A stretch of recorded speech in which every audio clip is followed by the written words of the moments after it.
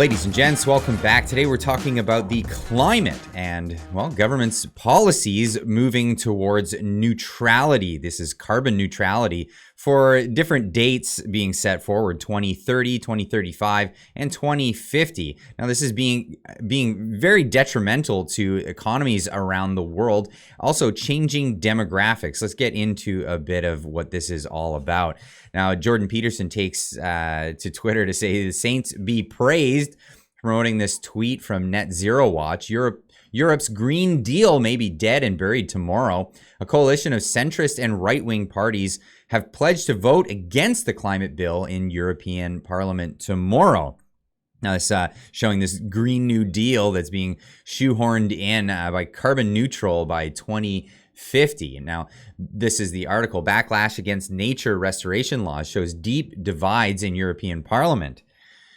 The future of EU flagship environmental law hangs in the balance after coalition centrist and right-wing parties mounted an attack campaign in the European Parliament. The nature restoration law now heads to a decisive vote on Wednesday with the EU's climate neutrality targets at stake. Now, this has been a big contentious issue around the globe, well, mostly in Western nations, as well, farmers in Canada have been speaking up against this. We've had massive restrictions put on our farmers with the fertilizers they're allowed to use, how much they can use. Now, most notably, there was the ones in the Netherlands, which we'll get to in a moment here. Europe swings right and reshapes the EU. Well, people have been outspoken about this. They're tired of what the politicians are doing in the name of climate change, in the name of all these things, largely on a few different items, which we'll get into here. Greens warn right-wing coalitions will ruin climate policies. Well, that's kind of what people are hoping, actually. The climate policies have been pretty detrimental to economies around the world. We've seen in Sri Lanka, it destroyed their economy. The climate policies of no fertilizers allowed at all for the sake of the climate, of course, right? So just destroying their agricultural industry in that country. And then there was backlash, and of course, the governments were taken over in these places. Now, that's not any different in the Netherlands, as the farmers have taken back their government. And this is amazing. This is actually a great story to hear, but it really gets into the crux of the situation here. Dutch government falls as coalition partners clash over immigration. Whoa, okay, so this became a giant immigration issue.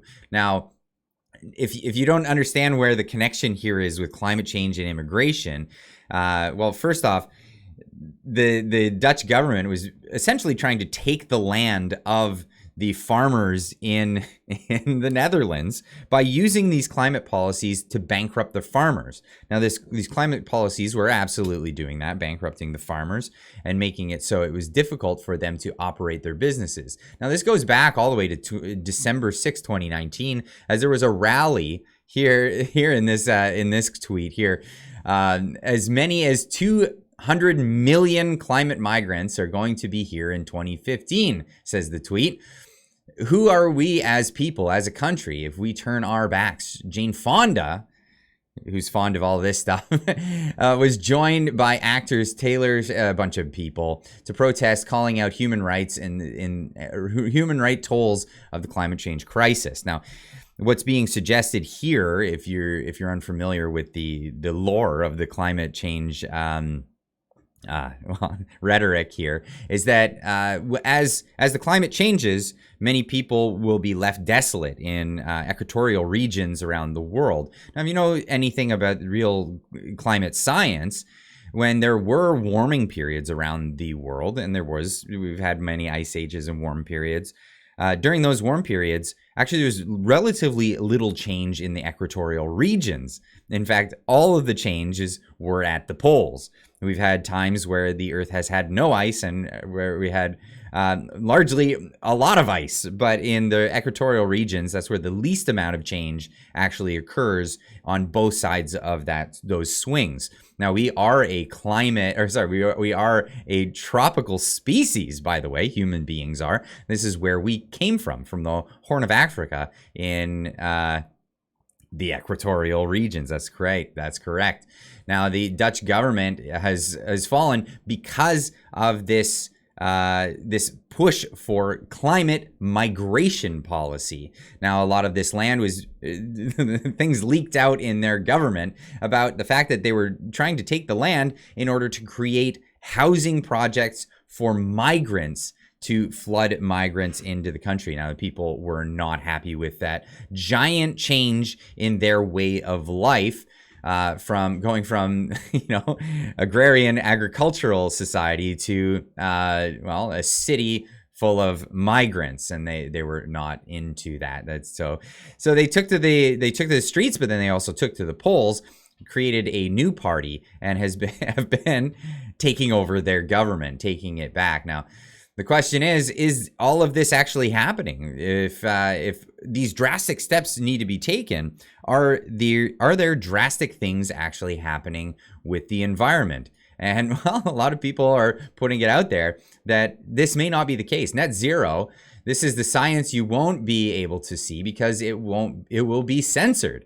It doesn't fit the globalist narrative and undermines the truth they want you to hear. We have been cooling down for the last 4,000 years. So if people say, oh, the planet's warming, well, it's all about when you start the measurements. If we look at the last 38 years, there has been no change in temperature. If we look in the last 150 years, we've had 3 warming periods and 3 cooling periods with a total warmth of about 0.6 degrees Celsius. Now, I wonder why it warms. 1850, what happened then? Oh, yes, that was the end of the Little Ice Age. Do you think it's going to warm or cool after a Little Ice Age? Of course it's going to warm. So if you start taking measurements from 1850 in the Industrial Revolution, we have been warming. If you take measurements from the medieval warming, we've been cooling. We've cooled about 5 degrees since then. If you take measurements from the Roman warming, we've cooled about 5 degrees. So as soon as someone tells you, oh, it's warming, the reply you give is, since when? We have been cool. Yeah, well, here's that chart here again. These are all times around, well, humans have been around. The Roman warming period, all these different warming periods. We are on a cooling trend, but there is a small trend. If you look in this small region here, and we would see that, yes, there is a trend to go up, but it's not a drastic one by any means in the grand scheme of things. Now, Patrick Moore, who's the Greenpeace dropout, as he calls himself, he was one of the founders of Greenpeace and left because he saw that they were politically motivated, not environmentally motivated, and they've kind of went beyond the pale in what they were actually seeking out to do in the first place. So he left Greenpeace, and he's been on a mission to dispel a lot of the myths that have been created. It's not true that July 4th, 2023 was the hottest day in Earth's recorded history of 4.6 billion years, by the way, and we have a lot of data to suggest that that's not the case. Or even in the past 140 years, the previous 3 interglacial periods were all warmer than this one. This is the Pleistocene Ice Age, and this is actually where we are.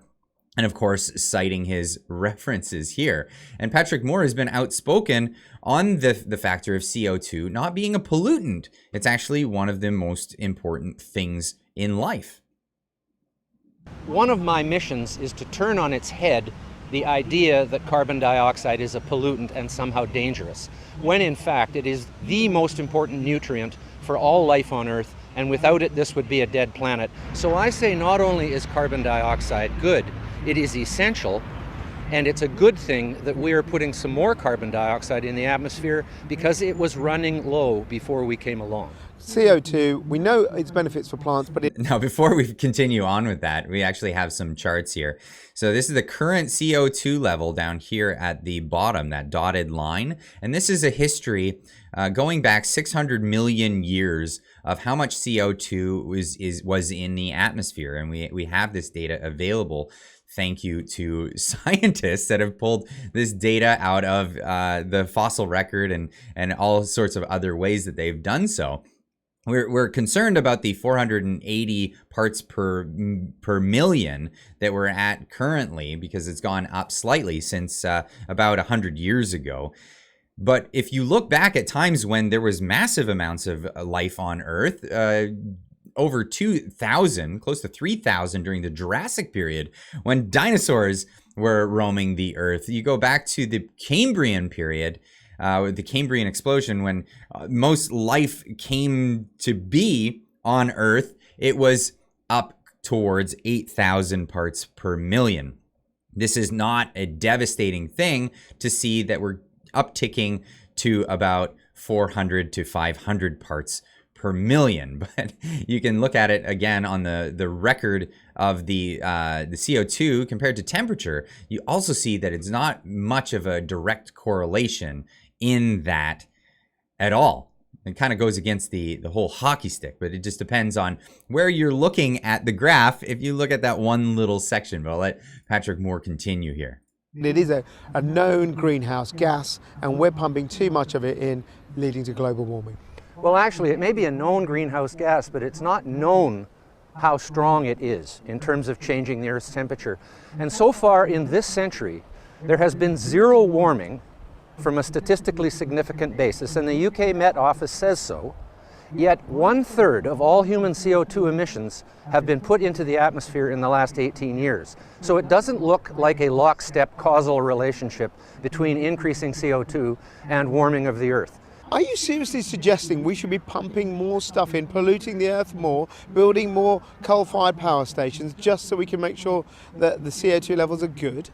No, I'm not, because we're putting plenty of CO2 into the atmosphere. We don't need to do it this quickly, but if we bring it up to a higher level than it is today, we will get immediately an increase in the growth of crops and trees, which is not a bad thing.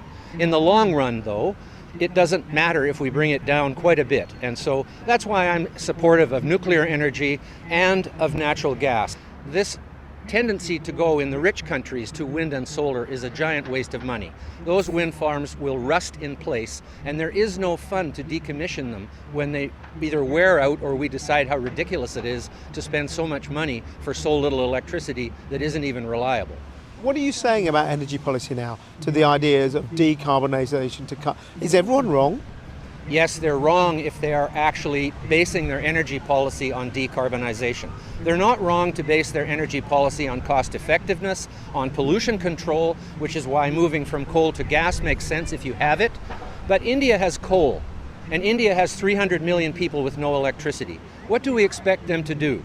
Of course they're going to build coal plants, but India is also building a lot more nuclear plants than the UK is right now, and it doesn't have the emissions of a coal plant. And China is building huge hydroelectric dams, which don't have the emissions of coal plants. So many of these countries are doing their bit without wasting all this money on wind and solar energy, which is unreliable and prohibitively expensive in the long run. Why is this consensus out there? Look, if we had definitive proof that CO2 was causing serious problems and we could prove it, don't you think they would write that down on a piece of paper somewhere so people could read it? They don't have definitive proof, period, in science. I'm a student of the philosophy and history of science, and I know that the scientific method has not been applied in such a way as to prove that carbon dioxide is causing the Earth to warm. Do you think in a few years, say 50 years from now, people go, that was a really stupid period in our history when we tried to change all our energy policies to cut this gas? I am firmly of the belief that the future will show that this whole hysteria over climate change was a complete fabrication. Well, not only that, it was a complete disaster. And if it means that we're going to open up our immigration laws and change our demographics in our countries, while also bringing in all kinds of new people that will be on our social programs, this will upset a lot of things, as well as reducing all kinds of agricultural technology that has made it possible to feed all the people here on our planet. We shouldn't be moving in the opposite direction of progress, which is what we're doing with our climate policies. But I'll leave this one up to you guys to leave a comment in the comment section down below. What do you think about this whole idea of, well, European countries are moving in the, I think is the right direction to go against these climate policies because, well, there's much bigger cost to the climate policies than inaction itself. Anyway, I'll leave that with you guys. Leave a comment in the comment section down below. Let me know what you think, and we'll see you in the next one. Keep on trucking.